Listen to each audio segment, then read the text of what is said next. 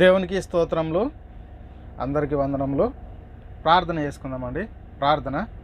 మమ్మల్ని మిక్కిలిగా ప్రేమించిన మా ప్రియ పరలోకపు తండ్రి, మీ ఘనమైన ఉన్నతమైన మహోన్నతమైన నామానికి కృతజ్ఞతాస్తుతులు స్తోత్రాలు చెల్లిస్తున్నాం. అవును దేవా, ఇప్పటి వరకు మీ కృపాసనలో మమ్మల్ని భద్రపరిచి కాచి కాపాడిన విధంగా మీకే కృతజ్ఞతాస్తుతులు స్తోత్రాలు.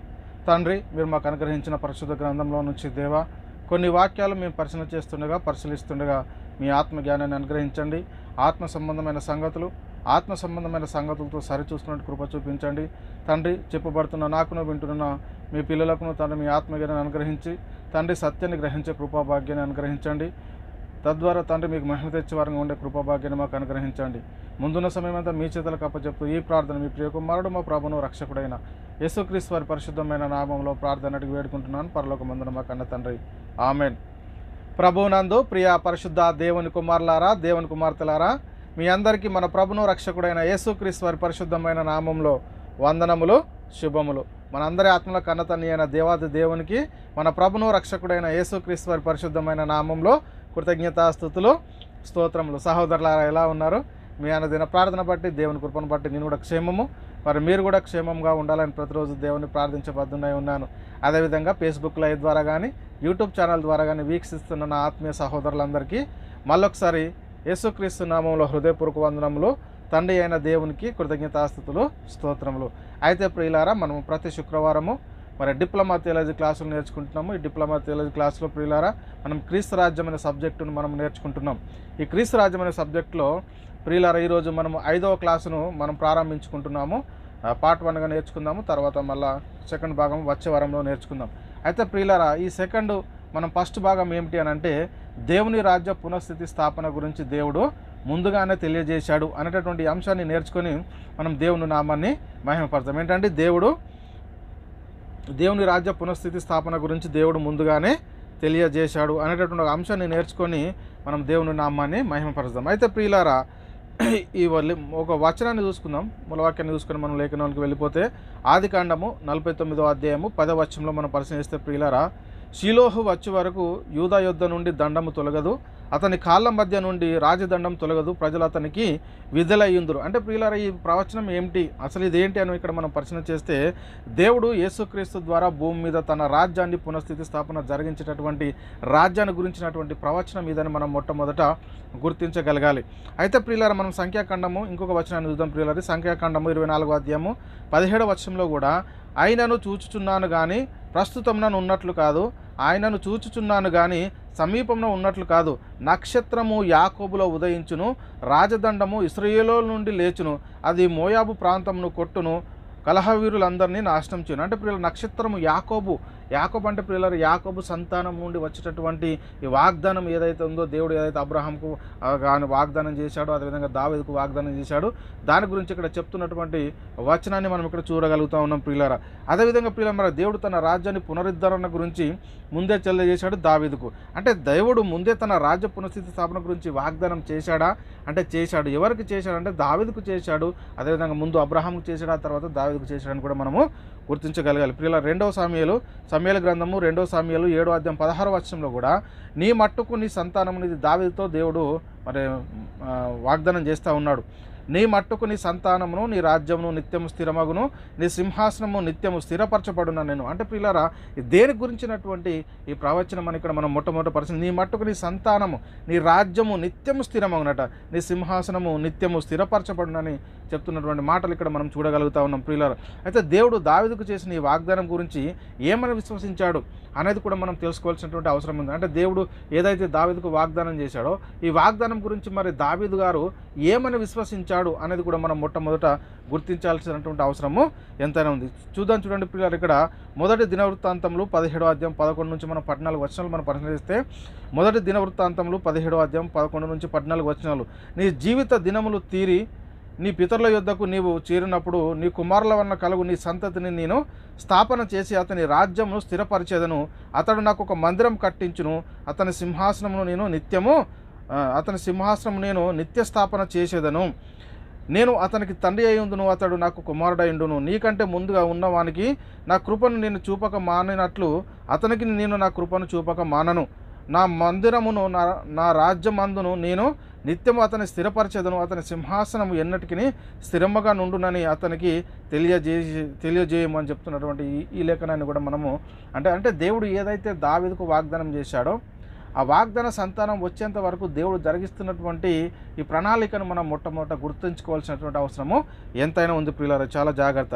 అయితే ప్రియులారా, మరి ప్రజలు ఇక్కడ మన ప్రియులారా దేవుడు దావీదుకు చేసిన వాగ్దానం గురించి మరి ఆయన ఏమైనా విశ్వసించాడు, ఆ వాగ్దాన సంతానము ఎవరు అని ప్రియులారా విశ్వసించాడు అనేది మనం మొట్టమొదట పరిశీలన చేసుకుంటే ప్రియులారా, మరి దావీదుకు సొలొమోను పుట్టాడు, మరి సొలొమోను గురించా లేక మరి దేవుడు ఏదైతే దావీదుకు వాగ్దానం చేశాడో మరి క్రీస్తు గురించా, ఎవరి గురించి అనేది మనం మొట్టమొదట మనం పరిశీలన చేసుకుంటే ప్రియులారా, ఇక్కడ అపోస్తులైన పేతురు గారు చెప్తున్న మాట ఒకసారి మనం పరిశీలన చేస్తే అపోస్తుల కార్యములు 2వ అధ్యాయం 25 నుంచి మనం 31 వచనాలు మనం పరిశీలన చేసుకుందాం ప్రియులారా. ఇక్కడ ఏమని చెప్తున్నాడు అంటే, ఇక్కడ ఆయన గురించి దావీదు ఇట్లా నేను ఎవరి గురించి కీర్తి గురించి ఆయన గురించి దావీదు ఇట్లా నేను ఎల్లప్పుడూ నా ఎదుట ప్రభువును చూచుచుంటిని, ఆయన నా కుడి పార్శ్వమున ఉన్నాడు గనుక నేను కదల్చబడను, కావున నా హృదయం ఉల్లసించను, నా నాలుక ఆనందించను, మరియు నా శరీరం కూడా నిరీక్షణ కలిగి నిలకడగా ఉండును.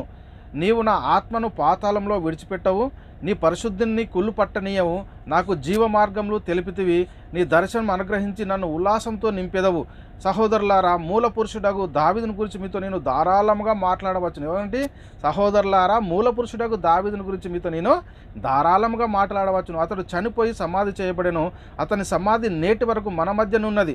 అతడు ప్రవక్త అయి ఉండెను కనుక అతని గర్భఫలము నుండి అతని సింహాసనం మీద ఒకను కూర్చుండబెట్టునని దేవుడు తనతో ప్రమాణపూర్వకంగా ఒట్టు పెట్టుకున్న సంగతి అతడెరిగి క్రీస్తు పాతాళంలో విడవబడలేదనియు ఆయన శరీరము కుళ్ళిపోలేదని దావీదు ముందుగా తెలుసుకొని ఆయన పునరుత్థానం గురించి చెప్పిన. అంటే పిల్లల దేవుడు ఏదైతే దావీదుకు వాగ్దానం చేశాడో ఆ వాగ్దానం సంతానం ఆయన ఎవరి గురించి విశ్వసించాడు దావీదు అన్నది ఇక్కడ మనం పరిశీలన చేస్తే ప్రియులారా చాలా స్పష్టంగా, అంటే క్రీస్తు పాతాళంలో విడవబడలేదనియో ఆయన శరీరం కుళ్ళిపోలేదని దావీదు ముందుగా తెలుసుకొని ఆయన పునరుత్థానం గురించి అంటే ప్రవచించినటువంటి మాటలను మనం ఇక్కడ చూడగలుగుతున్నాం. అయితే ప్రియులారా, దావీదు ప్రవచించినప్పుడు ఎప్పుడు ఈ ప్రవచనం ప్రవచించాడంటే క్రీస్తు పూర్వం అంటే BC 1000 సంవత్సరాల వాడు, అంటే క్రీస్తు పూర్వమైన 1000 సంవత్సరాల వాడు, 1000 సంవత్సరాల ముందే దావీదు క్రీస్తు పునరుత్థానం గురించి ప్రవచించాడు. చూడండి, దేవుడు చేసినటువంటి వాగ్దానము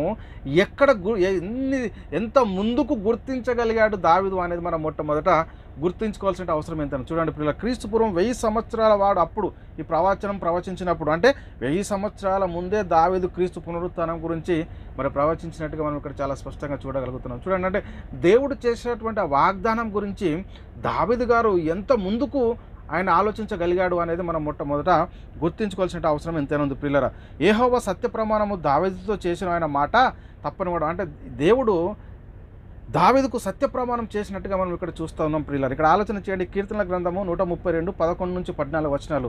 కీర్తనల గ్రంథము 132 11 నుంచి 14 వచనాల్లో ప్రియులారా, నీ గర్భఫలమును నీ రాజ్యము మీద నేను నియమింతును, నీ కుమారులు నా నిబంధనను గైకొనిన ఎడల నేను వారికి బోధించు నా శాసనమును వారు అనుసరించిన ఎడల వారి కుమారులు కూడా నీ సింహాసనం మీద నిత్యము కూర్చుందురని యెహోవా సత్య ప్రమాణము దావీదుతో చేసెను. ఆయన మాట తప్పనివాడు. యెహోవా సియోనును ఏర్పరచుకొని ఉన్నాడు, తనకు నివాస స్థలముగా దానిని కోరుకొని ఉన్నాడు. ఇది నేను కోరిన స్థానము, ఇది నిత్యము నాకు విశ్రమ స్థానముగా ఉండును, ఇక్కడే నేను నివసించేదను. అంటే యెహోవా సత్య ప్రమాణము దావీదుతో చేశాడు. అంటే నీ సంతానము మరి ఇక్కడ నిత్యము స్థిరపరచ, నీ రాజ్యము నిత్యము స్థిరమగును అని చెప్తున్నటువంటి, అంటే నీ సింహాసనం మీద నిత్యం ఒకడు ఉండక మానడు అని చెప్తున్నటువంటి మాటను మనం గుర్తించాలి. అంటే ప్రియులారా, దేవుడు చేసినటువంటి వాగ్దానము దావీదుకు, ఆ వాగ్దాన సంతానం వచ్చేంత వరకు దేవుని యొక్క ప్రణాళికలు ఏంటి, దేవుని యొక్క చిత్తం ఏంటి అనేది ఇక్కడ దీనిలో మనం చాలా స్పష్టంగా గుర్తించేటటువంటి పరిస్థితిని మనం చూస్తూ ఉన్నాం ప్రియులారా. ఇంకా మనం పరిశీలన చేస్తే ఇర్మియా గ్రంథము 33 అధ్యాయము 17 వచనంలో, ఇర్మియా గ్రంథం 33 అధ్యాయం 17 వచనంలో యెహోవా ఇలాగ సెలవిచ్చుచున్నాడు, ఇశ్రాయేలు వారి సింహాసనం మీద కూర్చుని వాడొకడు దావీదుకు ఉండక మానడు అని చెప్తున్నటువంటి పరిస్థితిని మనం ఇక్కడ చాలా స్పష్టంగా చూడగలుగుతూ ఉన్నాం ప్రియులారా. చాలా జాగ్రత్తగా మనము పరిశీలన చేసుకోవాలి. ఇంకొక మాట కూడా మనం పరిశీలిస్తే ఇర్మియా గ్రంథము 33 20-21లో కూడా యెహోవా ఆజ్ఞ ఇచ్చినదేమనగా దివారాత్రములు వాటి సమయములలో ఉండకపోవునట్లు నేను పగటికి చేసిన నిబంధనను రాత్రికి చేసిన నిబంధనను మీరు భంగము చేయగలిగిన ఎడల నా సేవకుడైన దావీదు సింహాసనం మీద కూర్చుండి రాజ్య పరిపాలన చేయు కుమారుడు అతనికి ఉండకమనడని అతనితో నేను చేసిన నిబంధన వ్యర్థమగును.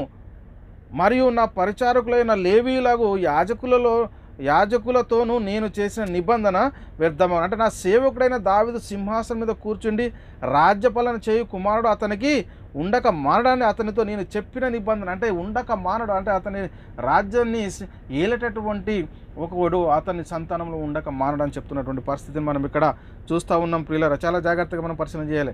అదేవిధంగా దేవుడు యెహెజ్కేలు ద్వారా కూడా మాట్లాడుతున్నటువంటి మాటలు మనం పరిశీలన చేస్తే ఈ వాగ్దాన సంతానం వచ్చేంత వరకు దేవుడు ఎన్ని ప్రణాళికలు వేశాడు అనేది మనం మొట్టమొదట గుర్తించుకోవాల్సినటువంటి అవసరం ఎంతైనా ఉంది. ప్రియులారా, ఇక్కడ చెప్తున్నాడు యెహెజ్కేలు గ్రంథము 34వ అధ్యాయం 22 నుంచి 24 వర్షాల్లో మనం పరిశీలిస్తే, ప్రియులారా, నాకు గొర్రెలు ఇక దోపుడు కాకుండా గొర్రెకును మధ్య తీర్పు తీర్చి నేను వాటిని రక్షించేదను. వాటిని మేపుటకై నేను నా సేవకుడైన దావీదును వాటి మీద కాపరినిగా నియమించేదను. అతడు వాటికి కాపరిగా ఉండి వాటిని మేపును. యెహోవానైన నేను వారికి దేవుడనైందును. నా సేవకుడైన దావీదు వారి మధ్య అధిపతిగా ఉండును. యెహోవానైన నేను మాట ఇచ్చి ఉన్నాను. అంటే ప్రియులారా, దేవుడు ఈ ప్రవచించేటటువంటిది ఎవరి గురించి ప్రవచనాన్ని ప్రవర్తిస్తూ ఉన్నాడు, ఎవరి గురించి మరి దేవుడు యెహెజ్కేలు ద్వారా మాట్లాడుతూ ఉన్నాడని ఇక్కడ మనం పరిశీలిస్తే, ప్రియులారా, యేసుక్రీస్తు ద్వారా ఒక మాట చెప్తా ఉన్నాడు. ఎవరు ఇక్కడ గొర్రెలని చెప్తున్నటువంటి ఈ మాట ఏంటి అంటే, వాటిని మేపుడికై నేను నా సేవకుడైన దావీదును వాటి మీద కాపరినిగా నియమించేదను. అతడు వాటికి కాపరిగా ఉండి వాటిని మేపును. యెహోవానైన నేను వారికి దేవుడనైందును. నా సేవకుడైన దావీదు వారి మధ్య అధిపతిగా ఉండును. యెహోవానైన నేను మాట ఇచ్చి ఉన్నాను. అంటే ప్రియులారా, ఇక్కడ దేని గురించి చెప్పబడింది? యేసుక్రీస్తు ఒక మాట చెప్తున్నాడు. యోహాను సువార్త 10వ అధ్యాయం 11వ వచనంలో, నేను గొర్రెలకు మంచి కాపరి గొర్రెల కొరకు తన ప్రాణము పెట్టునన్న విషయాన్ని కూడా ఇక్కడ మనం చాలా జాగ్రత్తగా గుర్తించగలుగుతున్నటువంటి పరిస్థితిని మనము చూస్తూ ఉన్నాం. ప్రియులారా, చాలా జాగ్రత్త. ఇంకొక మాట చెప్తుండే యేసుక్రీస్తు వారు యోహాను సువార్త 10:16లో, ఈ దొడ్డివి కాని వేరే గొర్రెలను నాకు కలవు, వాటిని కూడా నేను తోడుకొని రావాలను. అవి నా స్వరము వినును. అప్పుడు మంద ఒకటగును, గొర్రెల కాపరి ఒకడో ఆగునని చెప్పినటువంటి విషయాన్ని కూడా మనం ఇక్కడ చూస్తూ ఉన్నాం. అంటే దేవుడు ఏదైతే దావీదుకు యెహెజ్కేలు ద్వారా కూడా మాట్లాడుతున్నాడో, ప్రవచన భావం ఏంటి, దేవుని యొక్క సంకల్పం ఏంటి, దేవుని యొక్క చిత్తం ఏంటి అని ఇక్కడ మనం చాలా జాగ్రత్తగా, అంటే దేవుని యొక్క ప్రణాళిక, అంటే దేవుడు ఏదైతే అబ్రహాముకు కానీ దావీదుకు కానీ చేశాడో వాగ్దాన సంతానము వచ్చేంత వరకు దేవుడు ఏ కార్యక్రమాలు జరిగిస్తూ ఉన్నాడు, దేవుని సంకల్ప ప్రకారం ఎలా మరి దేవుడు ముందుకు వెళ్తూ ఉన్నాడు అనే విషయాన్ని మనం ఇందులో చాలా జాగ్రత్తగా గుర్తించగలిగేటటువంటి పరిస్థితి ఉంటుంది. ప్రియులారా, ఇక్కడ యెషయా ద్వారా కూడా దేవుడు మాట్లాడుతూ యెషయా గ్రంథము 9వ అధ్యాయం 7వ వచనంలో, ఇది మొదలుకొని మితి లేకుండా దానికి వృద్ధియు క్షేమమును కలుగునట్లు సర్వకాలము దావీదు సింహాసనమును రాజ్యమును నియమింతును. న్యాయం వలనను నీతి వలనను రాజ్యం స్థిరం పరచుటకు అతడు సింహాసనాసీనుడై రాజ్యపాలన చేయును. సైన్యములకు అధిపత్యాగు యెహోవాకు ఆసక్తి కలిగి దీనిని నెరవేర్చును. అంటే ఇది మొదలుకొని మితి లేకుండా దానికి వృద్ధియు క్షేమమును కలుగును. సర్వకాలము దావీదు సింహాసనము రాజ్యము నియమించేదను. న్యాయములను నీతి ఫలములను రాజ్యమును స్థిరపరచుటకు అతడు సింహాసనాసీనుడై రాజ్యపాలన చేయను. ఎవరి గురించి ప్రవచిస్తామని ప్రవచనం అనేది మనం పరిశీలన చేసుకున్న పిల్లల క్రీస్తు గురించి చాలా జాగ్రత్తగా మనము పరిశీలన చేసుకోవాలి. అదేవిధంగా దేవుడు ఇర్మియా ద్వారా కూడా మాట్లాడుతూ ఉన్నాడు. ఇర్మియా గ్రంథం 30వ అధ్యాయము 8-9లో కూడా, సైన్యములకు అధిపత్యాగు యెహోవా ఇలాగూ సెలవిచ్చుచున్నాడు, నీకున్న కాడిని మిడనుండకుండా ఆ దినమున నేను దాన్ని విరిచి నీ కట్లను తెంచేదను. ఇకను అన్యులు యాకోబు సంతతి వారి చేత దాస్యం చేసుకొనరు కానీ వారు తమ దేవుడైన యెహోవానగు నేను వారి మీద రాజుగా నియమించు దావీదును సేవించెదరు అని చెప్తున్నటువంటి మాటలు కూడా ఇక్కడ మనం చూస్తూ ఉన్నాం. అంటే ఇక్కడ కాడిని, అంటే మోయలేని కాడి ఏంటంటే పాప భారాన్ని విరిచివేసేటువంటి పరిస్థితి.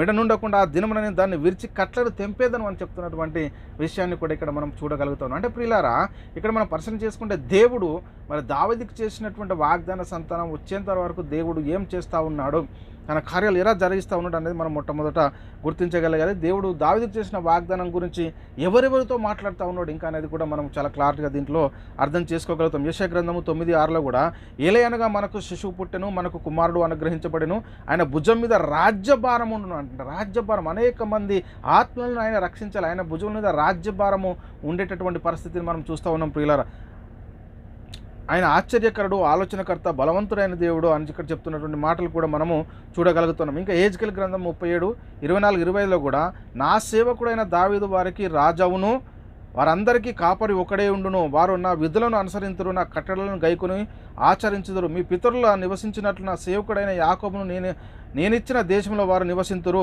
వారి పిల్లలను వారి పిల్లల పిల్లలను అక్కడ నిత్యము నివసింతురు. నా సేవకుడైన దావీదు ఎల్లకాలం అతనికి అధిపతి అయి ఉండునటువంటి విషయాన్ని కూడా మనం ఇక్కడ చాలా జాగ్రత్తగా గుర్తించగలుగుతా ఉన్నాం. అయితే ప్రియులారా, ఇలా దేవుడు దావీదుకు ప్రవక్తల ద్వారా కూడా మాట్లాడాడు. వీటిలో 5 సంగతులు మనము పరిశీలన చేసుకుందాం. ఏంటంటే దావీదు ఇంటి తాళపు చెవి అధికార భారం అతని భుజాల మీద ఉంచేదంట. మొదటి పాయింట్ ఏంటంటే దావీదు ఇంటి తాళపు చెవి అధికార భారం అంటాడు. అధికార భారం అతని భుజాల మీద ఉంచేదను అంటాడు. అదేవిధంగా నేను దావీదునకు నీతి చిగురు పుట్టించేదను అంటే రెండో పాయింట్ ఏంటి, దావీదునకు నేను నీతి చిగురు పుట్టించేదను, పడిపోయిన దావీదు గుడారమును ఆ దినమున లేవనెత్తెదను, పూర్వపు రీతిగా దాన్ని మళ్ళీ కట్టుదును అంటాడు. అదేవిధంగా ప్రియులారా, క్రీస్తు ప్రభుత్వము అనేది కూడా చూస్తే క్రీస్తు ప్రభుత్వం ఇది ఎప్పటి వరకు ఉంటుందంటే సర్వకాలం ఉంటుంది. 5వ పాయింట్ క్రీస్తు ప్రభుత్వము. ఈ క్రీస్తు ప్రభుత్వం ఎప్పటి వరకు ఉంటుందంటే సర్వకాలం ఉంటుంది, సూర్యుడు అంతకాలం ఉంటుంది. ఎంతవరకు ఉంటుందంటే తరతరములు ఉంటుంది. ఎంతకాలం ఉంటుందంటే నిత్యం ఉంటుంది. ఎంతకాలం ఉంటుందంటే శాశ్వత కాలం ఉండేటటువంటిది, ఎన్నటికీ తొలగిపోయినటువంటి రాజ్యం గురించి దేవుడు మరి దావీదుకు వాగ్దానం చేసినట్టుగా మనకి ఇందులో చాలా స్పష్టంగా గుర్తించగలుగుతున్నాం. ప్రియులారా, చాలా జాగ్రత్తగా మనం పరిశీలన అంటే ప్రియులారా, మొదటి పాయింట్ను మనం పరిశీలన చేసుకుంటే దావీదు ఇంటి తాళపు చెవి అధికార భారం అతని భుజాల మీద ఉంచేదను అని చెప్తున్నటువంటి మాట యెషయా గ్రంథము, యెషయా ప్రవక్త ద్వారా దేవుడు మాట్లాడుతున్నాడు. ఇక్కడ యెషయా గ్రంథం 22వ అధ్యాయం 22వ వచనంలో నేను దావీదు ఇంటి తాళపు అధికార భారమును అతని భుజం మీద ఉంచేదను, అతడు తీయగా ఎవడును మూయజాలడు, అతడు మూయగా ఎవడును తీయజాలడు అనేటువంటి విషయాన్ని ఇక్కడ మనం గుర్తించగలగాలి. ప్రియులారా, అంటే ఈ ప్రవచనం ఏమిటంటే యేసుక్రీస్తు భూమి మీద దేవుని రాజ్యాన్ని పునఃస్థితి స్థాపన చేస్తాడు. దేవుడు ఆ పనిని మరి ఎవరికి అప్పగించాడంటే క్రీస్తుకు అప్పగించాడని మనం దీనిలో ఈ ప్రవచనంలో దాని యొక్క పరమార్థాన్ని మనం గుర్తించగలుగుతా ఉన్నాం. ప్రియులారా, ఇంకా మనం పరిశీలన చేస్తే ప్రకటన గ్రంథము 3:7 నిజమేనా అంటే ఇక్కడ ఫిలదెల్ఫియాలో ఉన్న సంఘపు దూతకు ఇలాగ వ్రాయము, దావీదు తాళపు చెవి కలిగి ఎవడును వేయలేకుండా తీయబడను, ఎవడును తీయలేకుండా వేయబడిన సత్యస్వరూప పరిశుద్ధుడు చెప్పు సంగతులు లేవనగా. ఎవరి గురించి చెప్పబడుతుంది ఈ మాటలు అంటే యేసుక్రీస్తు గురించి చెప్తున్నటువంటి మాటలు అని మనం మొట్టమొదట గుర్తించగలగాలి. ఆయన తప్ప అంటే ఇక్కడ మనం పరిశీలన చేస్తే ఆయన తప్ప అంటే క్రీస్తు తప్ప ఈ కార్యాన్ని ఎవరు కూడా చేయజాలరు. దావీదు ఇల్లు అంటే ఏంటంటే దేవుని రాజ్యము, దీనికి మరో పేరు క్రీస్తు సంఘం అని కూడా మనం మొట్టమొదట గుర్తించాలి. అంటే దావీదు తాళపు కలిగినటువంటి యేసుక్రీస్తు అపోస్తులైన పేతురుతో ఒక మాట చెప్తున్నాడు. ఏంటి ఆ మాట అని ఇక్కడ మనం పరిశీలిస్తే ప్రియులారా, మత్తయి సువార్త 16వ అధ్యాయము 19వ వచనం. మత్తయి సువార్త 16వ అధ్యాయం 19వ వచనంలో పరలోక రాజ్యం యొక్క తాళపు చెవులు నీకు ఇచ్చేదను, నువ్వు భూలోకమందు దేన్ని బంధించేదో అది పరలోకమందును బంధింపబడును, భూలోకమందు దేన్ని విప్పుదువో అది పరలోకమందును విప్పబడును అని అతనితో చెప్పెను అని ఇక్కడ మనం చాలా జాగ్రత్తగా అంటే పిల్లలది పరలోక రాజ్యపు తాళపు చెవి అంటే ఏంటంటే క్రీస్తును కూర్చున్నటువంటి సువార్త. అంటే క్రీస్తు మరణ సమాధి పునరుత్థానాలను తెలియజేయడం ద్వారా ఏం జరుగుతూ ఉంది అనేది మనం మొట్టమొదట గుర్తించాలి. అంటే పేతురు గారు ఈ సువార్త ప్రకటించి పరలోక రాజ్యంలో మరి ఎవరినైనా చేర్చాడా అంటే చేర్చాడు అని లేఖనాలు చెలపిస్తూ ఉన్నాయి. అంటే ఇక్కడ పేతురు ఏం చెప్తున్నాడంటే పరలోక రాజ్యం యొక్క తాళపు చెవి నీకు ఇస్తాను అంటాడు. అంటే తాళపు చెవి అంటే ఏంటంటే సువార్త. ఈ సువార్త ఏ సువార్త? ఈ సువార్త అనేది చాలా జాగ్రత్తగా మనం ఇక్కడ ఆగాలి. ఏ సువార్త అంటే క్రీస్తు మరణ సమాధి పునరుత్థానాలను తెలియజేసేది. ఇదే వారి అపోస్తులు ప్రకటించారు. దాన్నే ప్రకటించి అనేక మందిని మనం నిత్య జీవంలోనికి నడిపించాలి. ఇక్కడ అదే చెప్తున్నాడు కదా, అపోస్తుల కార్యంలో 2వ అధ్యాయం 14వ వచనంలో మనం పరిశీలిస్తే పేతురు ఏం ప్రకటిస్తూ ఉన్నాడు, యేసుక్రీస్తు గురించి ఏం చెప్తా ఉన్నాడు, ఏం బోధిస్తూ ఉన్నాడు అనేది ఇక్కడ మనం చూడగలుగుతాం ప్రియులారా. అయితే పేతురు ఆ 11 గురుతో లేచి నిలిచి బిగ్గరగా వారితో ఇట్లా, నేను యూదేయ మనుషులారా, యెరూషలేములో కాపురం ఉన్న సమస్త జనులారా, ఇది మీకు తెలియనుగాక, చెవియొగ్గి నా మాటలు వినుడి అని చెప్పి అపోస్తుల కార్యములు 2:23-24లో దేవుడు నిశ్చయించిన సంకల్పమును ఆయన భవిష్యత్తు జ్ఞానంను అనుసరించి అప్పగింపబడిన ఈయనను మీరు దుష్టుల చేత సిలువ వేయించి చంపితిరి, మరణము ఆయనను బంధించి ఉంచుతారు అసాధ్యం కనుక దేవుడు మరణ వేదలను తొలగించి ఆయనను లేపెను. అంటే క్రీస్తు గురించి చెప్తున్నటువంటి మాట. అంటే ఈ క్రీస్తు గురించి ఏ ప్రకటిస్తూ ఉన్నారు అంటే ఆయన మరణం గురించి, ఆయన పునరుత్థానం గురించి అపోస్తులు ప్రకటిస్తున్నట్టుగా మనకు దీనిలో చాలా అద్భుతంగా కనబడుతున్నటువంటి మాటలు మనం చూస్తూ ఉన్నాం ప్రియులారా. ఇంకా అపోస్తుల కార్యంలో 2వ అధ్యాయం 32-33లో కూడా ఈ యేసును దేవుడు లేపెను. ఏం ప్రకటిస్తారు అపోస్తులు? ఏ సువార్తను ప్రకటిస్తూ ఉన్నారు అని ఇక్కడ మనం చాలా జాగ్రత్తగా పరిశీలన చేయాలి. ఈ యేసును దేవుడు లేపెను, దీనికి మేమందరము సాక్షులము కాగా ఆయన దేవుని కుడిపార్శ్వమునకు హెచ్చింపబడి పరిశుద్ధాత్మను గురించిన వాగ్దానము తండ్రి వలన పొంది మీరు చూచుచూ వినుచున్న దీనిని కుమ్మరించి ఉన్నాడు అని చెప్తున్నటువంటి మాటలు కూడా మనం చూస్తూ ఉన్నాం. అంటే యేసుక్రీస్తు మరణ సమాధి పునరుత్థానాల గురించే వారికి సువార్త ప్రకటిస్తున్నటువంటి పరిస్థితి. అంటే పరలోక రాజ్యం యొక్క తాళపు చెవి ఏంటి అని అంటే ఈ సువార్త ద్వారా మరి పేతురు గారు ఎవరినైనా పరలోక రాజ్యంలో చేర్చాడు. అంటే ఎలా చేర్చాడు అనేది కూడా ఇంకా మనం కిందికి పరిశీలన చేద్దాం. అపోస్తుల కార్యములో 2వ అధ్యాయము, ఇవి చాలా ప్రాముఖ్యమైనవి, చాలా జాగ్రత్తగా రాసి పెట్టుకోవాలి. అపోస్తుల కార్యములు 2వ అధ్యాయము 36 నుంచి 42 వచనాలు. ఎందుకంటే మనం ఈరోజు ప్రకటించవలసినటువంటి సువార్త ఏంటి అనేది మనకు అర్థం కాకపోతే ఒక వ్యక్తిని నిత్య జీవానికి చేర్చేటటువంటి పరిస్థితి లేదు అని మనం మొట్టమొదట గుర్తించగలగాలి ప్రియులారా. ఏంటి అంటే మనం చాలా జాగ్రత్తగా మనం పరిశీలన చేసుకోవాల్సిన అవసరం ఎంతైనా ఉంది. ఒక వ్యక్తిని నిత్య జీవానికి చేర్చాలంటే మనం ప్రకటించవలసినటువంటి సువార్త ఏంటి అనేది మనం మొట్టమొదట గుర్తించగలగాలి. అపోస్తుల కార్యములు 2వ అధ్యాయం 36 నుంచి 42 వచనాల్లో, మీరు సిలువ వేసిన ఈ యేసునే దేవుడు ప్రభువుగాను క్రీస్తుగాను నియమించెను, ఇది ఇశ్రాయేలు వంశమంతా రూఢిగా తెలుసుకునే వాళ్ళని చెప్పెను. వారు ఈ మాట విని హృదయంలో నొచ్చుకొని, సహోదరులారా మేమేమి చేతుమని పేతురును కడమ అపోస్తులను అడగగా, పేతురు మీరు మారు మనసు పొంది పాపక్షమాపణ నిమిత్తం ప్రతివాడు యేసుక్రీస్తు నామమున బాప్తిసం పొందినప్పుడు మీరు పరిశుద్ధాత్మ అనే వరం పొందుతారు. అంటే మనకి ఇక్కడ ఇందులో ఏమర్థమైంది, వారు ఈ సువార్తను ప్రకటిస్తున్న కొద్ది వారు హృదయాలను నొచ్చుకున్నప్పుడు వాళ్ళు ఏం అడుగుతున్నారంటే, సహోదరులారా మేము ఏం చేయాలి, మరి ఇప్పుడు ఏం చేయాలి, ఇప్పుడు మా కర్తవ్యం ఏమిటి, ఇప్పుడు మేము ఏం చేస్తే మరి రక్షించబడతామని అడుగుతున్నప్పుడు వారు చెప్తున్నాడు, మీరు మారు మనసు పొందాలి, పాపక్షమాపణ నిమిత్తం ఏం చేయాలట, ప్రతి వాడు యేసుక్రీస్తు నామమున బాప్తిసం పొందుడి, అప్పుడు మీరు పరిశుద్ధాత్మ అనే వరం పొందుదురు అని చెప్తున్నటువంటి మాటలు మనం ఇక్కడ చూస్తాము. ఈ వాగ్దానం మీకును మీ పిల్లలకు దూరస్తులందరికీ అని ప్రభువైన మన దేవుడు తన యుద్ధకు పిలిచిన వారందరికీ చెందునని వారితో చెప్పాను. ఇంకను అనేక విధమైన మాటలతో సాక్ష్యం ఇచ్చి మూర్ఖులకు ఈ తరం వారికి వేరై రక్షణ పొందునని వారిని హెచ్చరించినటువంటి పరిస్థితిని కూడా మనం చూస్తూ ఉన్నాం.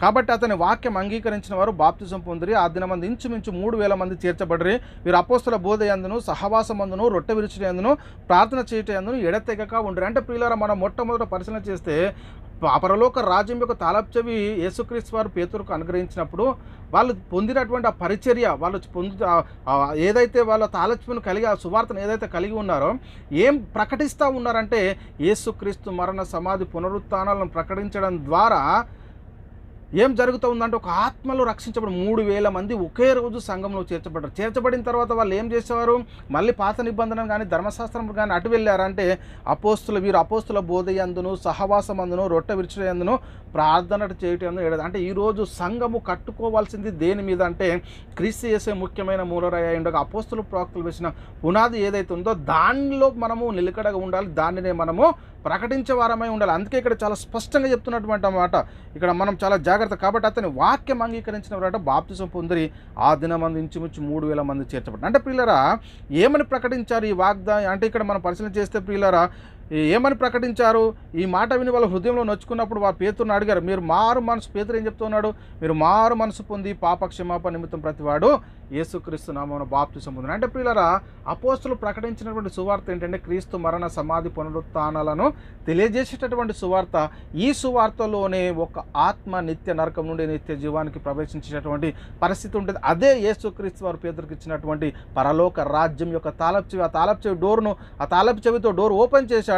అనేక మందిని అంటే ఒకే రోజు 3,000 మందిని పరలోక రాజ్యంలో చేర్చాడు. ఈరోజు మనం ఏం బోధిస్తున్నాం, ఏం ప్రకటిస్తూ ఉన్నాం అనేది ఒకసారి ఆలోచన చేసుకోవాల్సిన అవసరం ఎంతైనా ఉంది ప్రియులారా. రెండోది నేను దావీదునకు నీతి చిగురు పుట్టించేదను అంటున్నాను. అంటే రెండో పాయింట్, దావీదుకు నీతి చిగురు అంటే ఏంటి, చిగురు అంటే ఏంటి అంటే మనం ఏదో ఈ చెట్టుకు చిగురించేటువంటి చిగురా, దేవుడు దేని గురించి ప్రవచిస్తూ ఉన్నాడు ఈ మాటలు అనేది మనం మొట్టమొదట గుర్తించగలగాలి. ఇక్కడ ఇర్మియా గ్రంథము 33వ అధ్యాయం 15-16లో మనం పరిశీలిస్తే, ఆ దినములో ఆ కాలమందు నేను దావీదునకు నీతి చిగురును మొలిపించేదను, అతడు భూమి మీద నీతి న్యాయములను అనుసరించి జరిగించును. ఆ దినములో యూదవారు రక్షించబడుదురు, యెరూషలేము నివాసులు సురక్షితముగా నివసింతురు. యెహోవాయే మనకు నీతిను యెరూషలేమునకు పేరు పెట్టబడును. అంటే నీతి అని యెరూషలేమునకు పేరు పెడతాడు. అంటే ఇక్కడ మనకు నీతి చిగురును మొలిపించేదను అంటాడు. ఈ నీతి చిగురు అంటే ఏంటంటే, ఈ నీతి చిగురు అతడు భూమి మీద నీతి న్యాయములను అనుసరించి జరిగించును అంటాడు. అంటే ఈ నీతి చిగురు ఎవరి గురించి, చిగురు అంటే ఎవరు అనేది కూడా మనం మొట్టమొదట గుర్తించగలిగారు. అదేవిధంగా ప్రియులారా, దేవుడు యెషయా ద్వారా కూడా ప్రవచించాడు. యెషయా గ్రంథము 11:1లో యెషయా మొద్దు నుండి చిగురు పుట్టును, వాని వేరు నుండి అంకురము ఎదిగి ఫలించు. అంటే మొద్దు నుండి చిగురు పుట్టడం ఏంటి, ఇక్కడ యెషయా మొద్దు అంటే ఏంటి, చిగురు అంటే ఏంటి, ఆ చిగురు నుంచి అంట చిగురు పుడుతుంట వాని వేరు నుండి అంటే అంకురం ఎదిగి ఫలిస్తుందంట. ఏంటి ఈ ప్రవచనం యొక్క భావం ఏంటి అనేది మనం మొట్టమొదట గుర్తించుకోవాల్సిన అవసరం ఎంత ఉంది ప్రియులారా. అదేవిధంగా రోమిలకు రాసిన పత్రిక 15:12 మరి యెషయా ఇలాగ చెప్పుచున్నాడు, యెషయాలో నుండి వేరు చిగురు అనగా అన్యజనులను నేలుటకు లేచివాడు వచ్చును, ఆయన యందు అన్యజనులను నిరీక్షణ కలిగి ఉందరుడు. ఇక్కడ ఏంటి, మొద్దు నుండి చిగురు అంటే ఏంటి అంటే ఇక్కడ చెప్పేశాడండి.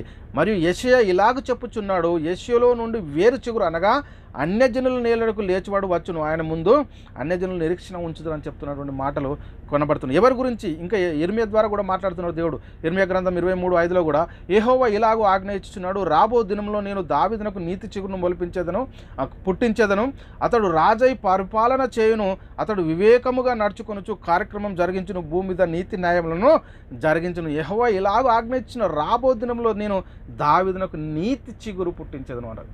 అంటే చిగురు అంటే ఏంటి, యెషయా మొద్దు అంటే ఏంటి అనేది దీని గురించి మనం చాలా జాగ్రత్తగా లేఖనాలను పరిశీలన చేసుకోవాల్సిన అవసరం ఎంతైనా ఉంది ప్రియులారా. అదేవిధంగా దేవుడు జెకర్యా ద్వారా కూడా మాట్లాడుతూ ఉన్నాడండి. జెకర్యా గ్రంథము 6:12 మనం పరిశీలన చేస్తే, అతనితో ఇట్లనుము, సైన్యములకు అధిపత్యగు యెహోవా సెలవిచ్చినదేమనగా చిగురు అను ఒకడు కలడు, అతడు తన స్థానంలో నుండి చిగుర్చును, అతడు యెహోవా ఆలయం కట్టును. చిగురు అనే ఒకడు కలడు అంటాడు. చూడండి, అంటే చిగురు అంటే ఏంటి, యెషయా మొద్దు అంటే ఏంటి, ఇదంతా ప్రవచనం మనకు అర్థం కావాలి ప్రియులారా, అర్థం కావాలి. ఇక్కడ అతనితో ఇట్లా సైన్యంలోకి అధిపత్యగు యెహోవా అనట, అంటే సైన్యంలోకి అధిపత్యగు యెహోవా సెలవిచ్చినదేమన్నా చిగురు అని ఒకడు కలడు, అతడు తన స్థలంలో నుండి చిగుర్చును అంటాడు, అతడు యెహోవా ఆలయం కట్టును అంటాడు. అంటే అనేక మందిని దేవుని ఆలయాలుగా చేస్తాడు ఆయన, అనేక మందిని నిత్య జీవానికి దేవుని సన్నిధికి నడిపిస్తాడు ఆయన. ఎవరు ఆయన? ఎవరికి? దావీదుకు దేవుడు ఎవరితో వాగ్దానం చేశాడు? దావీదుకు చేసినటువంటి ఆ వాగ్దాన సంతానం ఎవరు? దావీదుకు చేసినటువంటి ఆ వాగ్దానం గురించి దావీదు ఎప్పటి వరకు విశ్వసించగలిగాడు అనేది మనం మొట్టమొదట వీటన్నిటిని చాలా అద్భుతంగా క్షుణ్ణంగా పరీక్షణ చేయాల్సిన అవసరం ఎంతైనా ఉంది ప్రియులారా. యెహోవా ఆలయాన్ని కట్టడం అంటే ఏంటి? యెహోవా ఆలయం అంటే ఏంటంటే క్రీస్తు సంఘాన్ని కట్టడం ప్రియులారా. నీ దేహమ దేవుని ఆలయమని లేఖనాలు సెలవిస్తున్నాయి, అంటే క్రీస్తు సంఘాన్ని కడతాడు. ఇక్కడ చూద్దాం జెకర్యా గ్రంథము 3:8 ప్రియులారా. జెకర్యా గ్రంథం 3:8 ప్రధాన యాజకుడైన యెహోషువ నీ ఎదుట కూర్చుండి నీ సహకారులు సూచనలుగా ఉన్నారు, నీవును వారు నా మాట ఆలకింపవలెను, ఏదనగా చిగురు అను నా సేవకుని నేను రప్పింపబోచున్నాను. చిగురు అని నా సేవకుని నేను రప్పింపబోచున్నాను. చిగురు అనే సేవకుని, చిగురు అంటే ఎవరు? క్రీస్తుని గురించినటువంటి ప్రవచనాలు ఇవన్నీ మనం చాలా జాగ్రత్తగా క్లుప్తంగా మరి ఆలోచించి మనం పరిశీలన చేయాల్సినటువంటి సమయం ప్రియులారా. కాబట్టి ప్రియులారా, దావీదు వేరు చిగురు అని ఎవరి గురించి చెప్పబడిందంటే ఈ మాట యెషయా మొద్దు కానీ, దావీదు వేరు చిగురు కానీ, నీతి చిగురు కానీ, ఇవన్నీ వేటి గురించి చెప్పబడిన ఈ ప్రవచనాలు ఎవరి గురించి చెప్పబడినాయి అంటే ప్రియులారా, యేసుక్రీస్తు గురించి. నిజమేనా అంటే నిజం. ఇక్కడ మనం పరిశీలన చేస్తే లేఖనాలు ఏం చెప్తా ఉన్నాయి? ప్రకటన గ్రంథము 22:16. ప్రకటన గ్రంథము 22:16 సంఘం కోసం ఈ సంగతుల గురించి మీకు సాక్ష్యం ఇచ్చుటకు యేసు అను నేను నా దూతను పంపి ఉన్నాను, నేను దావీదు వేరు చిగురును సంతానమును ప్రకాశమానమైన వేకువ చుక్కనై ఉన్నాను అంటాడు. చూడండి, అంటే ఎవరి గురించి చెప్పబడింది ఈ ప్రవచనాలన్నీ? దేవుడు యెహెజ్కేలు ద్వారా, జెకర్యా ద్వారా, యెషయా ద్వారా ఇవన్నీ ఈ ప్రవచించినటువంటి ప్రవచనాలన్నీ ఎవరి గురించి చదివిస్తూ ఉన్నాయి, ఎవరి గురించి చెప్పబడినవి అంటే ఇక్కడ ప్రియులారా ఎవరి గురించి అంటే ఇక్కడ క్రీస్తు గురించి, యేసుక్రీస్తు గురించి. అదే చెప్తున్నాడు ఇక్కడ. ఏమంటున్నాడు? ప్రకటన గ్రంథం 22:16 సంఘముల కోసం ఈ సంగతి గురించి మీకు సాక్ష్యం ఇష్టకు యేసు అను నేను నా దూతను పంపి ఉన్నాను. దేవుడు మాట్లాడుతూ ఉన్నాడు, నేను దావీదు వేరు చిగురును సంతానమును ప్రకాశమైన వేకు చుక్కనై ఉన్నానని క్రీస్తు వారు చెప్తున్నటువంటి మాటలు మనం ఇక్కడ చూస్తూ ఉన్నాం ప్రియులారా. చూడండి, ఇంకా ప్రకటన గ్రంథం 5:5 కూడా మనం పరిశీలిస్తే, ఆ పెద్దలలో ఒకడు ఏడవకము, ఇదిగో దావీదునకు చిగురునైనా యూదా గోత్రపు సింహము 7 ముద్రలను తీసి ఆ గ్రంథం ఇప్పటికై జయం పొందినని అతనితో నాతో చెప్పినాడు. అంటే ఎవరు? ఇదిగో దావీదునకు చిగురు, యూదా గోత్రపు సింహము, దావీదు చిగురు అంటాడు క్రీస్తు గురించి. అంటే యెషయా మొద్దు నుండి చిగురు పుట్టును, దాని వేరు నుండి అంకురం ఎదిగి ఫలించును, అంటే చిగురు చిగురిచ్చేదని అంటాడు, నేను చిగురును రప్పింపబోచున్నాను. ఎవరు చిగురు?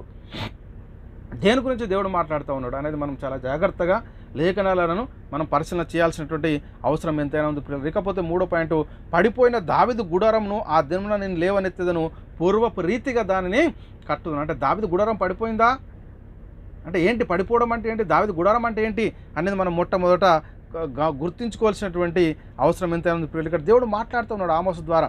ఆమోసు గ్రంథము 9, 11, 12 కూడా ప్రియులరా, పడిపోయిన దావీదు గుడారమును ఆ దినమున నేను లేవనెత్తి దాని గోడను బాగు చేసి దాని పోయిన చోట్లను బాగు చేసి యోదోము శేషమును నా నామము ధరించిన అన్యజనులందరినీ నా జనులు స్వతంత్రించుకున్నట్లు పూర్వపు రీతిగా దానిని మరలా కట్టుదును, ఇలాగూ జరిగించు యెహోవాకు ఇదే అని దేవుడు చెప్తున్నటువంటి మాటలు ఇక్కడ మనం చూస్తూ ఉన్నాం ప్రియులారా.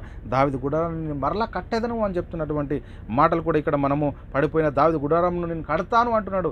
ఏంటి దావీదు గుడారం పడిపోయింది, ఎప్పుడు పడిపోయింది, ఎలా పడిపోయింది అనేది కూడా మనం చాలా జాగ్రత్తగా పరిశీలన చేసుకోవాలి. అందుకే ఇక్కడ అపోస్తల కార్యంలో మనం పరిశీలన చేస్తే 15వ అధ్యాయం 12 నుంచి మనము 18 వర్షాలు పరిశీలన చేస్తే ప్రియులారా, అంతటా ఇక్కడ చూస్తూ ఉన్నాం ప్రియులారా, అంతటా ఆ సమూహం అంతయు ఊరుకుండి బర్నబాయు పౌలును తమ ద్వారా దేవుడు అన్యజనుల్లో చేసిన సూచక్రియలను అద్భుతాలను వివరించగా ఆలకించను. అంటే బర్నబా పౌలు చెప్తున్నటువంటి మాటలు వీళ్ళు శ్రద్ధతో ఆలకిస్తున్నటువంటి పరిస్థితిని మనం చూస్తున్నాం. వారు చాలించిన తర్వాత యాకోబు ఇట్లా, నేను సహోదరులారా నా మాట ఆలకించుడి, అన్యజనుల్లో నుండి దేవుడు తన నామము కొరకు ఒక జనమును ఏర్పరచుకున్నటకు వారిని ఎలాగూ మొదట కటాక్షించినో సిమియోను వివరించి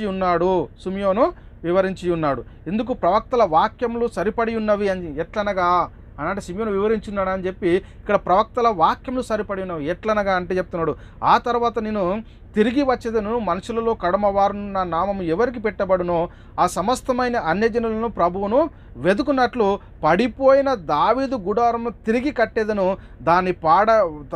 దాని పాడైన వాటిని తిరిగి కట్టి దానిని నిలబెట్టేదనని ఆ దినము నుండి ఈ సంగతులు తెలియపరిచి ప్రభు సెలవిచ్చుచున్నాడు అని రాయబడి ఉన్నదని చెప్తున్నటువంటి లేఖనాలని మనం చూస్తున్నాం. అంటే పడిపోయిన దావీదు గుడారం తిరిగి కట్టిస్తాను, దాన్ని పాడైన వాటిని తిరిగి దానిని నిలబెడతానని చెప్తున్నటువంటి మాటలు ఇక్కడ మనకు చూస్తూ ఉన్నాం. అంటే ప్రియులారా, ఈ దేని గురించి చెప్తా ఉన్నాడు అంటే దావీదు గుడారం అంటే ఏంటి అంటే రాజ్యాలు పడిపోయాయా, దేని గురించి చెప్తున్నటువంటి పరిస్థితిని మనం ఇక్కడ చూస్తున్నాం. అయితే ప్రియులారా, ఇది చాలా జాగ్రత్తగా మనము అర్థం చేసుకోవాల్సినటువంటి అవసరము ఎంతైనా ఉంది. అయితే ప్రియులారా చాలా జాగ్రత్త, అంటే ఇలా రాజ్యాలు ఎక్కడ పడిపోయాయి అంటే ఇటు యూదా రాజ్యం కానీ అటు ఇశ్రాయేలు రాజ్యం కానీ మళ్ళీ పడిపోయిన తర్వాత తిరిగి కట్టినటువంటి పరిస్థితులు మనం అక్కడ గుర్తించలేనటువంటి పరిస్థితిలో ఉన్నాం. కాబట్టి మళ్ళీ కడతాను అంటున్నాడు. ఏంటి, దేని ద్వారా కడతాడు దేవుడు, ఎలా కడతాడు అనేది కూడా మనం చాలా జాగ్రత్తగా నేర్చుకోవాల్సిన అవసరం ఎంతైనా ఉంది. అయితే ప్రియులారా, మనం ఇకపోతే మరి క్రీస్తు రాజ్యం స్థాపించబడలేదు, క్రీస్తు రాజ్యము స్థాపన జరగలేదు, క్రీస్తు రాజ్యము దేవుడు భవిష్యత్తులో స్థాపిస్తాడు, క్రీస్తు మళ్ళీ రెండో రాకడ వచ్చినప్పుడు అప్పుడు జరిగిస్తాడని చెప్తున్నటువంటి అనేకమైనటువంటి అబద్ధ బోధలు లోకంలో బయలుదేరి వెళ్ళిపోయాయి. అయితే ప్రియులారా, మనం పరిశీలన చేసుకుంటే అసలు క్రీస్తు రాజ్యం స్థాపించబడిందా లేదా, స్థాపించబడకపోతే ఇప్పుడు ఏ రాజ్యంలో ఉన్నారు ఏంటి అనే వాటి గురించి తెలియనటువంటి అయోమయ పరిస్థితుల్లో నేటికి కూడా అనేక మంది ఉన్నారండి ప్రియులారా. లేఖనాలను చదువుతూ ఉన్నారు కానీ దాని యొక్క భావాన్ని, దేవుని యొక్క సంకల్పాన్ని గుర్తించలేనటువంటి అనేక మంది ఉన్నారు. అయితే ప్రియులారా, క్రీస్తు రాజ్యం స్థాపించబడలేదు, భవిష్యత్తులో స్థాపించబడుతుందని చెప్పేవాళ్ళు బైబిల్ గ్రంథంలో నుంచి ఒక లేఖనాన్ని చూపిస్తున్నారు. ఎందుకంటే వారికి ఒక లేఖనం కనబడ్డది, ఇప్పుడు ఆయన స్థాపించలేడండి, స్థాపించలేకపోతే ఇప్పుడు ఎక్కడ ఉన్నావు, నిత్య నరకంలో ఉన్నావు. అంటే క్రీస్తు రాజ్యంలో లేకపోతే, క్రీస్తు సంఘంలో లేకపోతే మనం ఎక్కడ ఉన్నామంటే అయితే ఉంటే దేవుని రాజ్యంలోనే ఉండాలి, లేకపోతే అపవాది రాజ్యంలోనే ఉండాలి. అంటే ఏ రాజ్యంలో ఉన్నారో మరి గుర్తించుకోవాల్సినటువంటి అవసరం ఎంతైనా ఉంది. చాలా జాగ్రత్తగా లేఖనాలను పరిశీలన చేసుకోవాలి. అయితే ప్రియులారా, మరి క్రీస్తు రాజ్యం స్థాపించబడలేదు, ఆయన మరోసారి వచ్చినప్పుడు ఆయన రాజ్యాన్ని స్థాపిస్తాడు, అప్పుడు 1000 సంవత్సరాలు ఆయన రాజ్యపాలన చేస్తాడని చెప్తున్నటువంటి, అంటే ఆ 1000 అనేది ఏమిటి అనేది అర్థం కానటువంటి అయోమయ పరిస్థితిలో ఉన్నారు. అంటే ప్రవచన భాష ఎలా రాయబడి ఉంది అనేది కూడా మనం ఆలోచన చేసుకోవాల్సినటువంటి అవసరం ఎంతైనా ఉంది ప్రియుల. అంటే బైబిల్ గ్రంథంలో ఒక వచనాన్ని చూపిస్తున్నారు. ఏంటి అని ఇక్కడ మనం పరిశీలన చేసుకుంటే ప్రియుల, ప్రకటన గ్రంథము 20వ అధ్యాయం 4వ వచనంలో, అంతటా సింహాసనమును చూచితిని, వాటి మీద ఆసీనులైన వారికి విమర్శ చేయుటకు అధికారం ఇవ్వబడెను, మరియు క్రూర ముఖమును దాని ప్రతిమకైనను నమస్కారం చేయక తమ నొసలయందు కానీ చేతులయందు కానీ దాన్ని ముద్ర వేయించుకుని వారిని యేసు విషయమై తామిచ్చిన సాక్ష్యం నిమిత్తము దేవుని వాక్యము నిమిత్తము శిరచ్ఛేదనము చేయబడిన వారి ఆత్మలను చూచితిని, వారు బ్రతికిన వారే 1000 సంవత్సరములు క్రీస్తుతో కూడా రాజ్యం చేసిరి. అసలు ఈ మీది చదివితే మన కింది ఏంటి అనేది మనకు అర్థమవుతుంది. అంటే ఎక్కడి గురించి చెప్పబడతా ఉంది మాట అనేది ఇక్కడ మనకు కనబడుతుంది. ఇక్కడ చూడండి ప్రియులరా, ఇక్కడ మనం పరిశీలన చేసుకుంటే దాన్ని ఇక్కడ చూద్దాం, క్రూర ముఖముకైనను దాని ప్రతిమకైనను నమస్కారం చేయక తమ నొసలయందు కానీ చేతులయందు కానీ ముద్ర వేయించుకొని వారిని యేసు విషయమై తామిచ్చిన సాక్ష్యము నిమిత్తము దేవుని వాక్యం నిమిత్తం శిరచ్ఛేదం చేయబడిన వారి ఆత్మలను చూస్తుంది. ఇది ఎక్కడ, ఈ శిరచ్ఛేదనం చేయబడినటువంటి ఆత్మలు ఎక్కడ ఉన్నాయి అంటే పరదేశంలో ఉన్నాయి, అక్కడ గురించి చెప్తున్నటువంటి మాట ఇక్కడ చెప్తున్నాడు. ఇక శిరచ్ఛేదనం చేయబడిన వారి ఆత్మలను చూస్తుంది, వారు బ్రతికిన వారై, ఇది చదవాలి, ఇది చదవాలి, ఇది అర్థం చేసుకొని ఇక్కడ ఆగిపోవాలి, అయితే మనకు సత్యం అర్థమవుతుంది. అంటే ఏమైంది, శిరచ్ఛేదనం చేయబడిన వారి ఆత్మలను చూచితిని, వారు బ్రతికిన వారై 1000 సంవత్సరాలు క్రీస్తు కూడా రాజ్యం చేసిరి. అంటే 1000 అంటే నీతిమంతులు, ఇప్పుడు నిద్రించినటువంటి నీతిమంతులు ఎక్కడ ఉన్నారు అంటే పరదేశంలో ఉన్నారు. మరి వాళ్ళు యుగ యుగాలు జీవిస్తారా లేక 1000 సంవత్సరాలు జీవిస్తారా అనేది కూడా మనకు ఇది అర్థం చేసుకోవాల్సినటువంటి చాలా అద్భుతమైనటువంటి సంగతి అండి. ఇది అర్థమవుతే మనకు సత్యం అర్థమవుతుంది. అంటే ఇక్కడ మనం ఈ చిరచ్ఛేదనం చేయబడిన వారి ఆత్మలను చూసి వారు బ్రతికిన వారే 1000 సంవత్సరాలు క్రీస్తు కూడా రాజ్యం చేసిరి. అంటే ఇప్పుడు పరిశుద్ధులు నీతిమంతులు నిద్రించినటువంటి వారు ఎక్కడ ఉన్నారు అంటే పరదేశంలో ఉన్నారు. వీళ్ళు యుగ యుగాలు జీవిస్తారా లేక 1000 సంవత్సరాలు జీవిస్తారా? అసలు 1000 అంటే ఏంటి అర్థం, ఇది మనకు అర్థం కావాలి. మెయిన్ 1000 అంటే అర్థం ఏంటండి? ఇక్కడ ప్రియులారా, ఇక్కడ 1000 అంటే దీర్ఘకాలాన్ని సూచిస్తుంది, అంతేకాని ఇక్కడ 1000 అంటే ఏదో అక్షరార్థంగా 1000 అని తీసుకోవాల్సినటువంటి పరిస్థితి లేదు. అంటే ప్రవచన గ్రంథం యొక్క భావాన్ని మనం చాలా జాగ్రత్తగా మనం పరిశీలన చేసుకోవాల్సిన అవసరం ఎంతైనా ఉంది. ఏంటి అని అంటే ఇక్కడ మనం ఒక వ్యక్తిని దీవిస్తున్నాం అనుకోండి, ఏమని దీవిస్తాము? 10 ఏళ్ళు బ్రతుకు, 5 ఏళ్ళు బ్రతుకు అని దీవిస్తామా? లేక 100 ఏళ్ళు బ్రతుకు, 100 సంవత్సరాలు బ్రతుకు అని దీవిస్తామా? అంటే 100 ఏళ్ళు బ్రతుకు అంటే ఏంటి అంటే ఒక మనిషి యొక్క దీర్ఘకాలాన్ని సూచించేటటువంటి ఒక నెంబర్ను మనం 100 ఏళ్ళు 100 సంవత్సరాలు బ్రతుకు అని చెప్తూ ఉంటాం. అదేవిధంగా దేవుని రాజ్యము యుగ యుగాలు ఉండేటటువంటిది. ఈ యుగ యుగాలు ఉండేటటువంటి దాన్ని ఇక్కడ ఎలా పోలుస్తూ ఉన్నాడంటే ఈ దీర్ఘకాలాన్ని చూసేటువంటి 1000 అనేటటువంటి ఒక పదాన్ని ఇక్కడ వాడినట్టుగా మనకు అర్థమవుతుంది. దీన్ని చాలా జాగ్రత్తగా, అంటే ఈ మాట ఎక్కడ గురించి రాయబడి ఉంది, దాని కిందేం రాయబడి ఉంది అనేది మనకు అర్థం కావాలి. అంటే వధింపబడినటువంటి అంటే శిరచ్ఛేదనం చేయబడిన వారి ఆత్మలను చూసిన వారు బ్రతికిన వారే అంటారు. అంటే ఇక్కడ మనం ఈ శిరచ్ఛేదనం చేయబడిన వారి ఆత్మలు ఎక్కడ ఉన్నాయి? ఇప్పుడు క్రీస్తు కోసము శిరచ్ఛేదనం చేయబడినటువంటి ఆత్మలు ఎక్కడున్నాయి? బలిపీఠం క్రింద. ఎక్కడ? పాతాళ లోకంలో పరిశుద్ధ అంటే 2 స్థలాలు ఉన్నాయి. పరదేశం ఉన్నది ఒకటి, నరకం ఉన్నది. పరదేశంలో నెమ్మది పొందుతూ ఉన్నారు. మరి అక్కడున్న వారి గురించి 1000 సంవత్సరాలు క్రీస్తు కూడా రాజ్యం చేసి అంటారు. అంటే యుగ యుగాలు ఉండేటటువంటి రాజ్యం గురించి అక్కడ ఆ 1000 అనే పదాన్ని వాడరు, కానీ అంతే తప్ప అక్షరార్థంగా 1000 అనేది కాదు. ఇది మనం చాలా జాగ్రత్తగా గుర్తుంచుకోవాలి. అదే చెప్తున్నాను నేను. అంటే ఒక వ్యక్తిని మనం దీవిస్తామంటే 100 ఏళ్ళు బ్రతుకు 100 ఏళ్ళు బర్దిలు అని దీవిస్తూ ఉంటాం. ఎందుకంటే ఒక మనిషి యొక్క ఆయుష్కాలాన్ని మనము దాన్ని గుర్తించుకొని మరి దీర్ఘకాలాన్ని గుర్తించేటటువంటి పరిస్థితి. అదేవిధంగా ప్రియులారా, మనము ఒక వ్యక్తి అంటే దేవుని యొక్క రాజ్యము ఎన్ని సంవత్సరాలు ఉంటుంది? 1000 సంవత్సరాలు ఉంటుందా? యుగ యుగాలు ఉంటుందా? ఏంటండి, యుగ యుగాలు ఉండేటటువంటి రాజ్యం గురించి ఆ మాట రాయబడింది. అక్కడే ముందే కొంచెం అర్థం చేసుకుంటే మనకు సత్యం అనేది గుర్తించగలుగుతాం. కాబట్టి ప్రియులారా, ఇక్కడ 1000 అంటే దీర్ఘకాలాన్ని సూచిస్తుంది. ఈ ప్రకటన గ్రంథం సింబాలిక్ భాషలో రూప అలంకారంగా రాయబడినటువంటి మాటలను మనం చాలా అద్భుతంగా నెమ్మదిగా పరిశుద్ధాత్మ ప్రేరేపణతో మనం అర్థం చేసుకోగలిగితే తప్ప మనకు అర్థం కాదు, సత్యాన్ని మనం గ్రహించలేము. అందుకే అక్కడ ముందు ఏం రాయబడి ఉంది, దాని తర్వాత ఏం రాయబడి ఉంది అనేది మనకు అర్థం కాకపోతే ఏదో అక్షరార్థంగా 1000 అని తీసుకొని, లేదండి క్రీస్తు రాజ్యం స్థాపించలేడని ఆయనకు చేత కాలేదండి, మళ్ళీ వచ్చినప్పుడు ఆయన రాజ్యం స్థాపిస్తాడు, అప్పుడు 1000 సంవత్సరాలు రాజ్యపాలన చేస్తాడని చెబుతూ అనేక మందిని అసత్యం వైపు నడిపిస్తున్నటువంటి పరిస్థితిని మనం చూస్తూ ఉన్నాం. సత్యాన్ని గ్రహించండి. రాయబడినటువంటి ప్రవచనం ఎక్కడ? అది అంటే ప్రకటన గ్రంథం సింబాలిక్ భాషలో రూపాలంకారంగా రాయబడినటువంటి మాటను అక్షరార్థంగా తీసుకొని అసత్యాన్ని బోధించేటటువంటి పరిస్థితుల్లో ఈరోజు అనేక మంది ఉన్నారు. ఇది సత్య విరుద్ధము అని మొట్టమొదట గుర్తించి దేవుడు ఏదైతే ప్రణాళిక ఉందో, సంకల్పం ఉందో ఆ సంకల్పాన్ని ప్రకటించాలి తప్ప మనకిష్టం వచ్చింది, మనకు అర్థమైంది, మనం అర్థం చేసుకుంది మన తెలివితో బోధిస్తే, దేవుని వాక్యాన్ని విరుద్ధంగా బోధిస్తే మరి కఠినమైనటువంటి తీర్పు ఉండేటటువంటి పరిస్థితి ఉంటుందని మొదట గ్రహించండి. కాబట్టి ఆలోచన చేయండి. అంటే ఈ 1000 అనేది దీర్ఘకాలాన్ని సూచిస్తుంది, అంతే తప్ప అక్షరార్థంగా 1000 అని తీసుకోవడానికి అవసరం లేదు. కాబట్టి క్రీస్తు రాజ్యం ఎప్పటి వరకు ఉంటుంది అనేది నెక్స్ట్ క్లాస్లో నేర్చుకుందాం. ఏంటంటే ప్రియులారా, ఈ క్రీస్తు రాజ్యం మరి 1000 సంవత్సరాల యుగ యుగాల అనేది మరి తరతరంలో ఉంటుందా, ఎప్పటికీ ఉంటుందా, ఎలా ఉంటుంది అనేది ప్రియులారా మరి నెక్స్ట్ క్లాస్లో నేర్చుకుందాం. కాబట్టి ఆలోచన చేయండి, అర్థం చేసుకోండి, సత్యాన్ని గ్రహించండి. అంటే క్రీస్తు రాజ్యము 1000 సంవత్సరాలని బోధించేటటువంటి అసత్య బోధ లోకంలో బయలువెళ్ళింది. కాబట్టి ప్రతి ఆత్మను మనం ఎలా నమ్మాలి అనేది మనం మొట్టమొదటి మనల్ని మనమే ఆత్మ మరి ఎలాంటిది అనేది కూడా చాలా జాగ్రత్తగా మనం పరిశీలన చేసుకోవాల్సినటువంటి అవసరం ఎంత. ఏం బోధిస్తూ ఉన్నారు, వాళ్ళు బోధించే బోధ సత్యమైనదా అసత్యమైనదా అనేది కూడా ప్రియులారా మనం చాలా జాగ్రత్తగా మనము, అందుకే ఆయా ఆత్మను నమ్మొద్దు అంటారు. కాబట్టి ఆలోచన చేయండి, సత్యాన్ని గ్రహించండి. లేఖనాలను మనం ఎలా చదవాలంటే ఆత్మ సంబంధమైన సంగతులతో సరిచూసుకోవాలి ప్రియులారా. అప్పుడే మనకు సత్యాన్ని గ్రహించగలుగుతాం. అంతే తప్ప సింబాలిక్ భాషలో రూపాలంకారంగా ఉన్న భాషను పట్టుకొని అక్షరార్థంగా చేసి దాన్ని జోడించి మన జ్ఞానంతో మనము బైబిల్ను వాడుకోకూడదు. అలా రాస్తే ఇందులో కలిపినా తీసేసిన మరి ఎంత భయంకరమో ఒకసారి ఆలోచన చేయండి. కాబట్టి ఆలోచన చేయండి, అర్థం చేసుకోండి, క్లాసులు ఇలాగ వినండి, చాలా అద్భుతమైనటువంటి సత్యాన్ని గ్రహించండి. మీరు నేర్చుకుంటూ అనేక మందికి సత్యాన్ని ప్రకటించే వారిగా ఉండాలి.